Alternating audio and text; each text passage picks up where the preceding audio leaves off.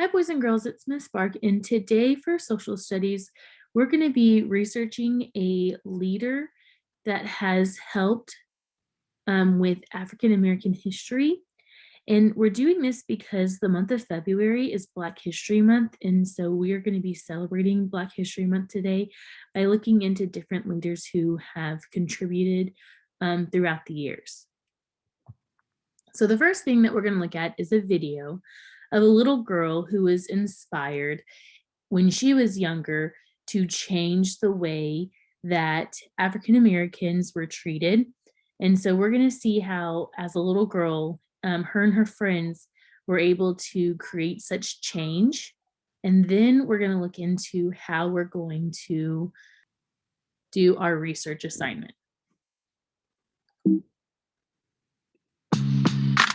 My name is Ayana Najuma, and I have a story to tell you.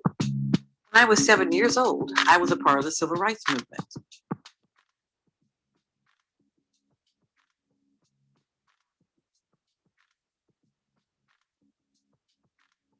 How kids change the world.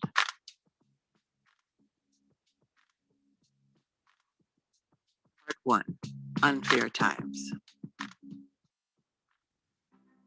When I was 7 years old, I went on a trip to New York City with 19 other kids.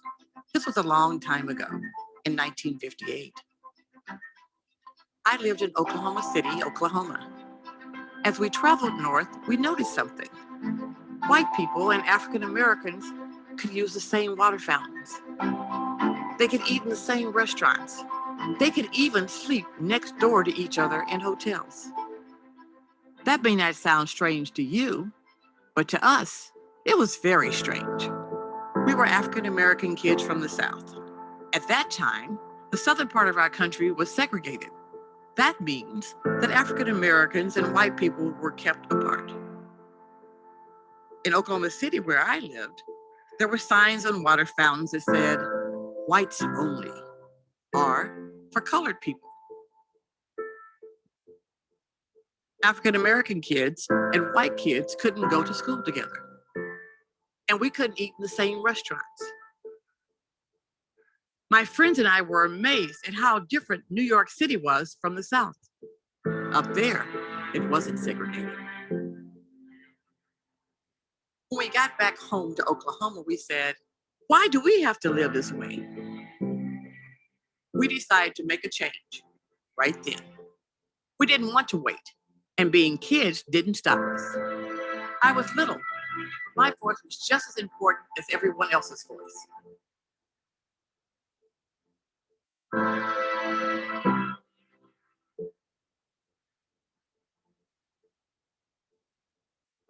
Part 2, Training for a Sit-In. We decided to sit in at a local lunch counter that was for whites only. At a sit-in, you sit at a restaurant and you ask to be served. You do not leave until you are served. It's a peaceful way to change something that is unfair.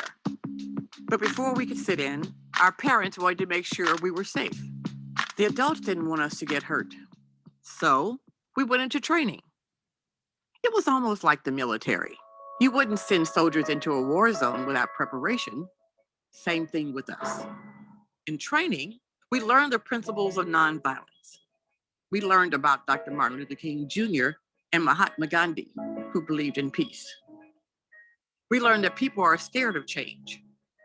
Many people wouldn't want African Americans to eat in a whites-only restaurant. And because they are scared of change, they would say nasty things and be unkind. We learned that we had to stay calm and be peaceful, no matter how terribly they behaved. In training, the adults yelled at us. They threw water on us. We practiced being calm and not yelling back. So when we started the sit-ins, we were prepared.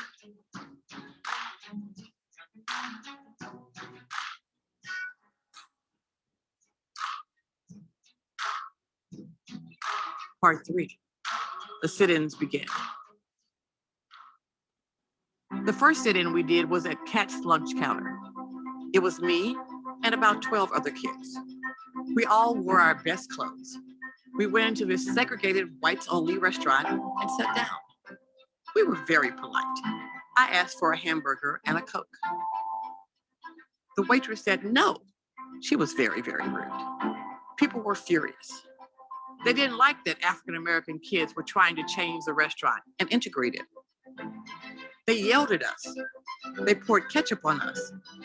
And they even poured coffee on us. I was thinking, these people are crazy. But I wasn't scared. I knew we were doing the right thing. We used our training. We didn't yell. We didn't fight. We used good manners. We sat quietly at the counter and chatted with each other. We brought magazines and coloring books. We were not going to leave until we were served. At the end of the day, the restaurant closed and we left. And even though we'd been there all day, I wasn't even tired. The next day we went back. We ordered sodas again, but no one gave us any food. But we were not going to give up. We were determined. We went back a third day. And on the third day, when we ordered our food, the waitress brought it to us. She wasn't nice about it, but she did it anyway. From that day forward, Cat's lunch counter was no longer segregated. It was integrated. Anyone could eat there. We were so happy. Can you believe a bunch of kids just like you had so much power?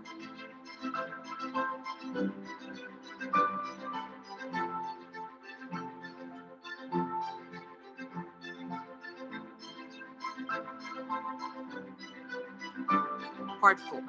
The kids keep working to make a change. But our work wasn't done. So many restaurants in Oklahoma City were segregated. Cat's lunch counter was only the beginning. Over the next 6 years, we did sit-ins at dozens of restaurants. More and more kids joined each time. And people showed up to support us. They held signs outside the restaurant. The restaurant owners got pretty clever about trying to keep us away. At John A. Brown's department store, they took away all the chairs in the restaurant so there'd be no place to sit. That's my little sister Lana when she was 5. She didn't have a chair to sit on, so she just leaned on the table. Taking away a few chairs wasn't going to stop us. In most places, they wouldn't let us use the bathroom. That wasn't going to stop us either. In one place, a man tried to stick a monkey on me. That was really scary, but it didn't stop us. One by one, we integrated the restaurants in our town. We started our sit-in, and a week or so later, anyone could eat there. Slowly but surely, our sit-ins had changed the city. We'd done it. A group of kids had changed our town. We had made our voices heard. Across the country, other people were fighting for integration too. People went on marches. They held signs. They made speeches. They wrote articles. They made their voices heard.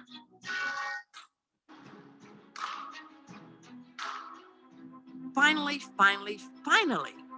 in 1964, when I was 14, the President of the United States, Lyndon B. Johnson, signed the Civil Rights Act.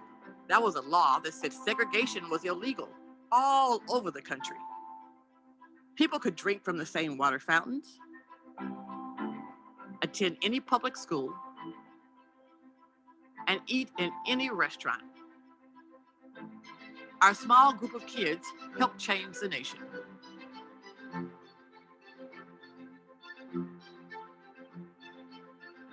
Everyone has a voice.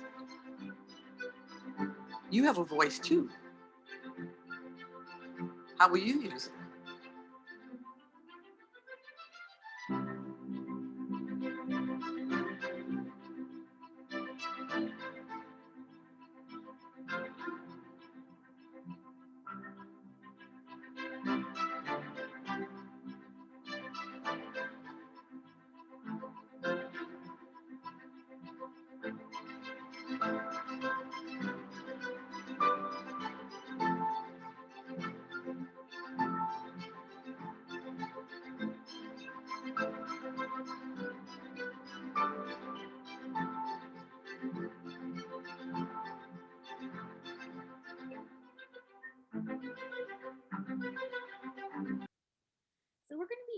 Pebble Go today to be looking at some other leaders who helped change the way African Americans were treated from long ago.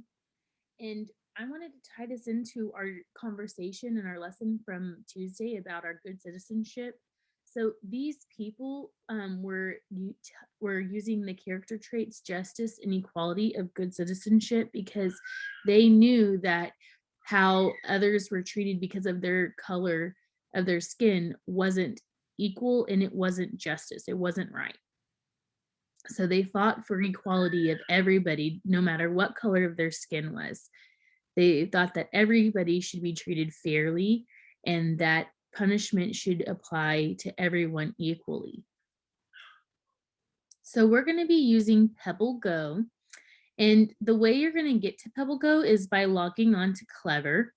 And here is your Clever login in case you need to be reminded. You're going to do your SNID number at live.cleanisd.org. And then you would do the first 3 letters of your last name and then your ID number again for the password. So once you're in Clever, you'll see all your different apps.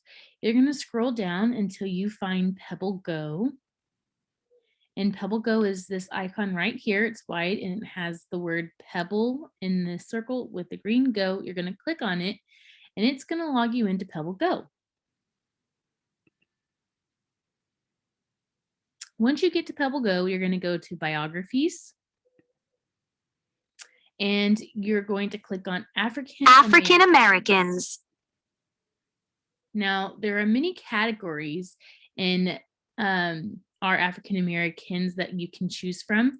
There are many different athletes, civil rights leaders. These are the people who helped change to make everybody equal, no matter their skin color. So you can choose a civil rights leader, you can choose a famous athlete, explorers, inventors and business leaders, musicians, authors and artists, politicians and scientists, because we're not only celebrating those people who changed our civil rights a long time ago, we're going to also be looking at other people who are celebrated because they're the first of something. For instance, if we went down here to the politicians, we have here Barack Obama, who was our first African American president, and then also Kamala Harris, who is our first vice president, who is our first African American and female vice president. So we celebrate her for those accomplishments. So your job is to log on here, look at who is offered to do a project on, or research on. Then you're going to pick one person and you're going to write a paragraph or 2 on them about some information. In your writing, you need to include some early life information, some adult life information, reasons as why we celebrate the person that you chose, and some important life events that happened to them, and maybe a legacy or a quote. And a legacy is the story they leave behind, kind of going back into why we celebrate this person. Okay, so you're not expected to have to fill this page out. It's just to help you with your writing to understand what you need to get down. So I'm going to go in here to Martin Luther King Jr. So you're going to use Pebble Go as your tool to get your research. So if you would like, there's a way that where you can just print this information and then you could highlight the information that you're going to use in your writing. Or if you don't have an access to printers and can print this, then you can write down those facts on another sheet of paper to help get your information together so that you can put it together in your own words for your writing. Because boys and girls, it's very important that when we are taking information from the internet to put in a paper, that we don't copy it word for word, because that's called plagiarism. and it can get you into a lot of trouble when you're older. So always remember to use our paraphrasing techniques and to rewrite things in your own words so that you can avoid that. So here we see that Martin Luther King Jr. was a great civil rights leader. He was born in Georgia in 1929. At this time, whites and people of color were segregated. Martin's father taught him to demand respect. So some things that we can talk about his introduction, his early years, is that he was born in Georgia in 1929. Some education that he has, that he was a good speaker. He won a big speech contest in high school. Martin was smart too. He was 15 years old when he finished high school in 1944. Martin went to Morehouse College in Atlanta, Georgia. So another thing that I could add to his early life was that he was 15 years old when he finished high school in 1944. We have here his life's work. In 1984, Martin became a minister. He worked hard to change segregation laws. He gave speeches and led marches. He told people not to fight. He showed people how to change laws in peaceful ways. So in his adult life, some things that we could say is that he became a minister and that he worked hard in changing segregation laws. Some reasons why he is remembered, why we celebrate him, is because he taught people how to change laws in peaceful ways, and he gave speeches and led marches. It says Martin sometimes went to jail or faced violence for his ideas, but he kept working. In 1963, he gave his famous speech, I Have a Dream, in Washington, D.C. In 1964, he won the Nobel Peace Prize. So some other things that we can put into our writing under his important life events would be that he gave his famous speech, I Have a Dream, in Washington, D.C., and that he won the Nobel Peace Prize in 1964. In 1964, the Civil Rights Act became law. People of color had equal rights. Martin's work paved the way. Martin was killed in 1968. Today, Americans all races celebrate Martin Luther King Jr. Day each January. And so his legacy would be that he paved the way for the Civil Rights Act and for people to have equal rights. So here's an example of all that information that I found in PebbleGo to create my paragraph. And I have it titled at the top, Martin Luther King Jr., because that's who my person is. And it says, Martin was born in Georgia in 1929 during a time when whites and African Americans were segregated. He graduated high school at 15 years old and went on to attend Morehouse College. Later, when he became an adult, Martin became a minister and worked hard to change the segregation laws. We celebrate Martin Luther King Jr. because he taught people how to change laws in peaceful ways, as well as led marches and made speeches about change. Martin is remembered for his I Have a Dream speech, as well as winning the Nobel Peace Prize in 1964. Martin's legacy is that he paved the way for the Civil Rights Act passing in 1964, and now people of all color have equal rights. So here's some sentence starters that you guys can use in your writing if you need some help. You can say, you would enter your person's name, like I had Martin was born, and finish the sentence with the facts you found. In Martin's adult life, and then you would finish the facts again. We celebrate the person you chose. So I chose Martin. We celebrate Martin because, and then you fill in the blanks. Important life events of the person you chose, and you fill in the blanks. Martin leaves behind the legacy of, and fill in the blanks. A famous quote by Martin is, and you fill in the blanks. So again, I chose Martin. That's why I'm using his name. In these blanks that I have given you, you would use the person that you chose's name in the blanks to finish your sentences. This assignment counts for your writing and social studies assignments for today, so you'll have extra time to work on it. If you have any questions, boys and girls, please let us know. I hope you have a great day.